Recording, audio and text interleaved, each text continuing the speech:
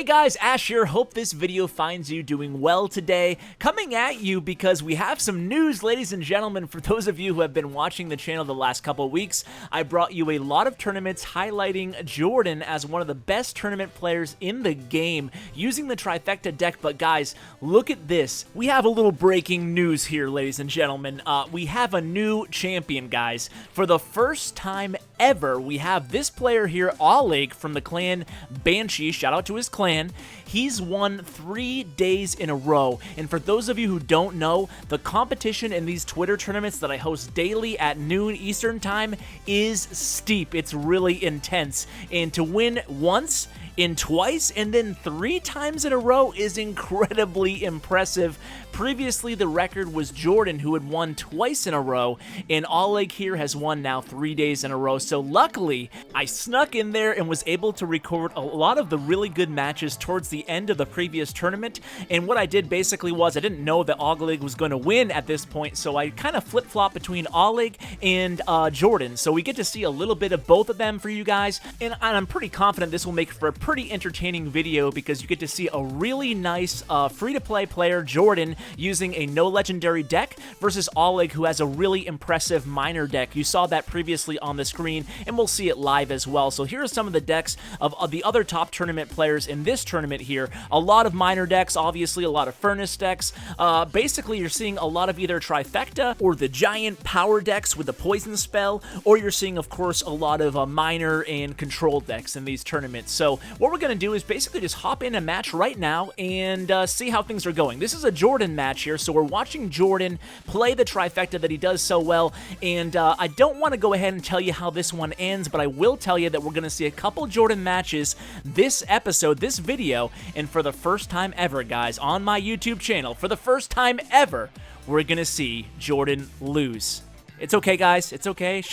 Wipe the tear, guys. Wipe the tear, but it happens. Jordan's actually developed quite a little cult following here in these tournaments, and you can see 17 viewers on the Jordan match because he's been highlighted so many times at his really impressive Trifecta play. So let's see how Jordan does here, trying to come back from a 1-0 tower deficit here, or a 0-1 tower deficit. So he's playing obviously his go-to Trifecta deck. He's going against this giant minor deck here, kind of a battle of elixir collectors at this point, and it looks like he was able to sneak in some damage to that tower pretty early in this match on Jordan. So Jordan's going to come ahead and get his combo going, the proverbial Trifecta in the right lane right now. He has the Hog Rider, he has the Musketeer, he has the Valkyrie, all three of them getting to that tower, doing a lot of damage, but that mini P.E.K.K.A is just barely going to take down that Hog Rider. But now look at this, guys. It's 2 giants and a Musketeer on Jordan's left tower. That is no bueno for poor Jordan, and he says well played, guys. He knows it's over right now. He was able to get 1 tower down off Termisva here,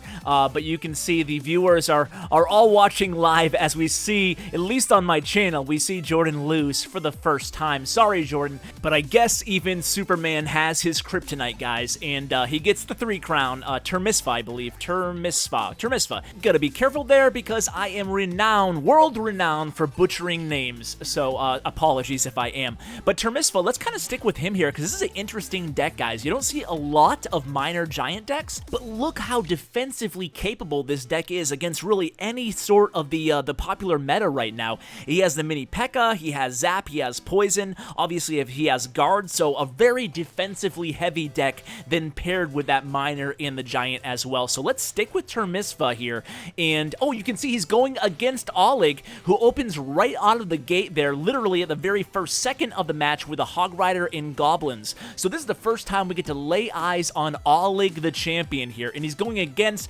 Termisva, who just took down Jordan, so this should be a really good match here. So Termisva's going to go ahead and put down that elixir collector, try to maintain the elixir advantage against Oleg, and he's going to need it for sure. Now Oleg, remember here, plays this really super cheap minor hog cycle deck. It's very, very cheap. He has both the Goblins and the Spirit Goblins in the deck, so we'll you'll really get a feel for how he plays from the very, very beginning, coming out the gate really aggressively with that Goblin and the Hog Rider in the left lane there. And here it comes again. Goblins, this time Spear Goblins and the Hog Rider going against guards. You can see that Termisva has that Giant on the board there, along with the Elixir advantage. Well, not at this very second, but overall with the pump on the board. So let's try to kind of get inside Termisva's head right now. You can see how long he waits to put a supporting unit behind that Giant, waiting to see what Oleg does. And Oleg surprises him with that Inferno Tower, which is obviously great in these tournaments as a nice defensive weapon there, a nice defensive option, especially against the people who do play Royal Giants in tournaments. You don't see a ton of them at the top, but it's good against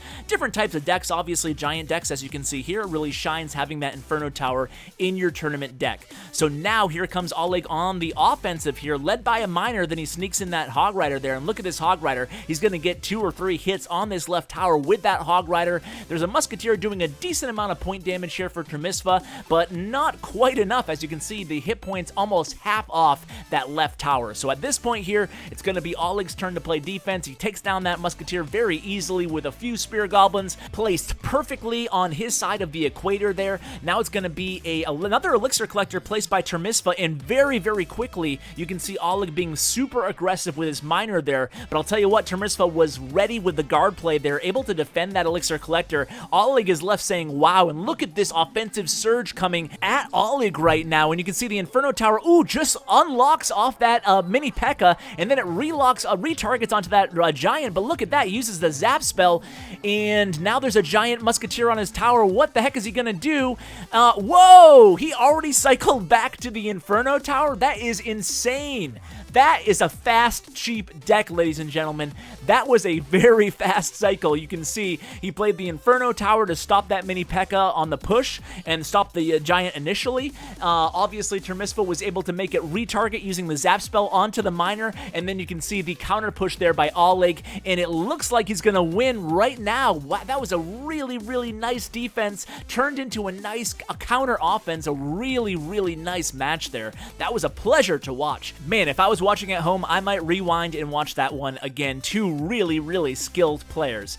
So, this is Oleg's deck, by the way, guys, in case you missed it the first time here. This is it. Pretty simple, but it's definitely a good deck as well. So, this is Gabriel, actually. We saw Gabriel in the lead on one of my previous tournament videos. Maybe we should go ahead and check in on Gabriel, see what he's up to here. Gabriel, another really, really skilled player here. So, let's go ahead and watch this match. Then we'll switch over to Jordan and Oleg to finish out this video. So, but I do want to give Gabriel some love because some of you might actually remember Gabriel was actually in first place on the last Jordan video I did, and it seemed like something may have came up in real life because all of a sudden he just didn't play the last 15 minutes of the tournament when he was a good deal, had a healthy lead in first place. So here's Gabriel's deck here. You can see most of the cards right now. It's a Miner deck with a large emphasis on defense here. I believe, if I remember correctly, he plays either the Cannon or the Inferno Tower as one of those last cards, so you can see how defensively oriented this deck is right off the bat with the Ice Wizard, the Guard, certainly, the Poison, and there it is. Yes, it was the Inferno Tower. So another very defensively minded deck here. He's going up against a Miner Furnace deck here, so let's kind of see how this one plays out. He took some heavy loss on that left tower there off that Hog Rider, so he's going against a Hog Rider Miner deck with Furnace, a little bit more of an aggressive deck than the one that he's playing here, so let's see how he handles it here. I still love the Furnace personally, but personally right now, I'm really kind of struggling on the ladder. I'm trying to learn or get better at using a Giant deck, the Giant Poison, classic Giant Poison deck, and for whatever reason, maybe I'm just not a Giant player. Maybe the Clash Royale gods have told me, Ash, stick to cycle decks, or stick to, you know, I did Hog Cycle for a while, I did Miner Cycle for a while. I kind of like those type of fast, speedy decks. I'm not too used to the high elixir decks, so maybe that's part of the reason why I'm struggling, but honestly, it's all about getting your reps in at this game, so I'm really just going to have to continue playing for a while before I give up on the Giant deck. I'm having some success with it. I'm just on the ladder right now. I haven't used it in tournaments. It's actually been a while since I've been able to play in a full tournament because at work it's just been so busy that I'm not able to, unfortunately, I'm not able to play in my own tournaments. I just host them, but I'm not able to play. By the way, guys, if you're looking for some clan recognition or you have a business or an app or anything like that, I know a lot of people reach out to me, and you want to ever sponsor any of my daily tournaments just to get your name out there, let me know. Shoot me an email. It's in my my contact info on YouTube, because, you know, $300 and something a week to host these daily tournaments does add up, and it'd be a cool opportunity for some of you guys to maybe get your name out there as well. Or maybe you're a smaller YouTuber, you want to host a couple, you're more than welcome to. But otherwise, I will continue, even if there are no sponsors, to host these daily tournaments, because it's just so fun to watch some of these matches. A lot of these great players, the word has spread. Unfortunately, they fill really fast, probably about within a minute these tournaments now fill, but you can see that a lot of people want to have a chance to go up against some of these great players. So now let's go ahead and follow Jordan here, and you can see it looks like this match just started, but look at this, guys. We're already in overtime. Not a ton of tower damage to either of these guys' towers. Jordan in the slight lead right now, but let's see how this one plays out here. So 2 minutes 25 seconds left. Let's see the action here. We have TRIFECTA going against a Miner Furnace control type deck, so this should be fun to watch here. So Jordan has the TRIFECTA on the board right now, the Musketeer, the Hog, and the Valkyrie. The Furnace is kind of holding things up there, but look at this. Jordan puts the poison down, but a very nice counter with a mini P.E.K.K.A there, able to keep that Furnace alive and prevent that Crown Tower from taking too much damage had that Hog stayed alive there. So this should be an entertaining end to this one here. You can see Jordan took a hit or two to his right Crown Tower, so now he has the Valkyrie on the board, and there it is, the Furnace again, pretty much just cycling this Furnace, and it's pretty tough to counter with a TRIFECTA deck when you have to constantly deal with a Furnace kind of coming at you and distracting your Hog. It has so many hit points. Oh, look at this here. This could be it, guys. That was a well-placed poison there by Jordan, but he's taking some damage to his Crown Tower. Oh! Is it possible? Is it possible? Jordan loses twice in one video?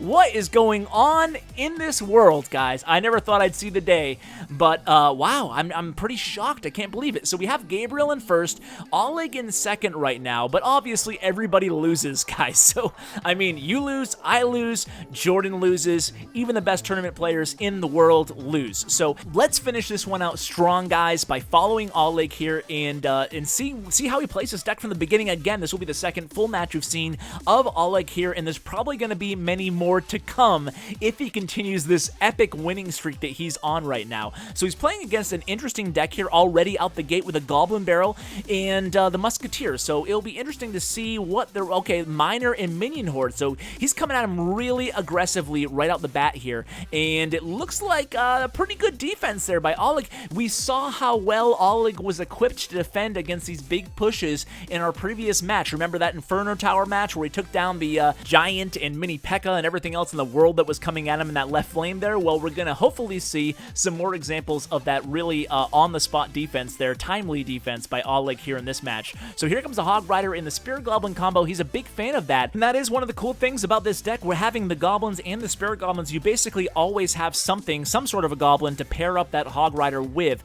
So another defense here with the Inferno Tower. Let's see how he handles this Goblin Barrel. Of course, the Zap is at the ready, and again, we're pretty much in a stalemate here. You can see that Oleg has the very slight lead at this point, but this is definitely going to be a battle of the heavyweights in terms of skill goes. These guys have battled for an hour to get here at the top of the leaderboard. So let's see what happens here. Well, let's see how Oleg plays this here. We know he's ahead in Elixir just barely, and he's going to play with a pretty passive Goblin Miner combo right now, but giving him time to recoup for a defense here, and obviously that is one of the big mistakes that some real novice players using Miner decks make, especially when they have the Elixir. Some people will go, okay, I have Miner and I have all these low Elixir cards. Let me go ahead and put my Miner on his tower, and then I'll do Spirit Goblin and Ice Wizard and whatever. Not Ice Wizard, Spirit Goblin, and Ice Spirit. There we go. And that's just not how you do it, because that's going to leave you really super vulnerable defensively. So you always have to be aware how much Elixir your opponent has, and never really unload the entire tank at the wrong time. That's one of the biggest reasons that people fail using a Miner deck. They go too aggressively with the Miner. So you can see here, he's actually taking some decent damage on the left tower there. Used a Fireball. Now, does he have the Zap ready? I don't think, no, he doesn't. So he uses Goblins against the Goblin Barrel. That's going to do just fine. He only takes 1 or 2 hits off that left tower, but you can see he's not in a lead right now. Let's see how he handles this, and he has the Elixir disadvantage right now. So this is going to be a pretty aggressive push here. here with the Ice Wizard and the Hog Rider there, and again, he did go pretty aggressively on that right tower, but he didn't use everything he had left in the tank. He has enough elixir left to actually pull off a defense here, using the Fireball in the right lane, using the Zap in the left lane, and look at this, man. Hooters is coming at him hard right now. That doesn't really sound right, does it? Hooters is coming? I don't know, whatever. So you can see at this point in the match, okay, here comes Hog Rider again, and he's paired with the Goblins to distract that mini P.E.K.K.A. He gets a couple hits on. This is a good match here. You can see a lot of people watching, and Oleg had the Fireball ready, and things were looking really close towards the end there, but hey, he pulled it off. He took down Hooters, and it looks like he has first place wrapped up again. So Oleg is a really good player, guys. It's been a pleasure showing his matches, and sorry, Jordan, for showing 2 fails in one video. Still love you, buddy. You're an awesome, great player, and I'll definitely have more content coming with Jordan and his renowned Trifecta deck soon. So, guys, this is the winning deck today. A very, very nice performance here by Oleg. Congratulations on your 3 tournament wins in a row, guys. I do want to extend a special thank you to everybody out there who has indeed played in my daily tournaments. It's been really fun getting to know some of you guys, especially through Twitter, because a lot of you guys tweet me your highlights, and I love to see that. It really does make my afternoon go by, and it does give me some pleasure to see you guys having fun in these little tiny tournaments that I host. So, guys, thank you so much, and thank you so much for watching, all you guys out there. Even if you can't make my tournaments, I really appreciate you watching my videos and hanging out with me for a bit. So, guys, thanks again, and as always, take care, guys.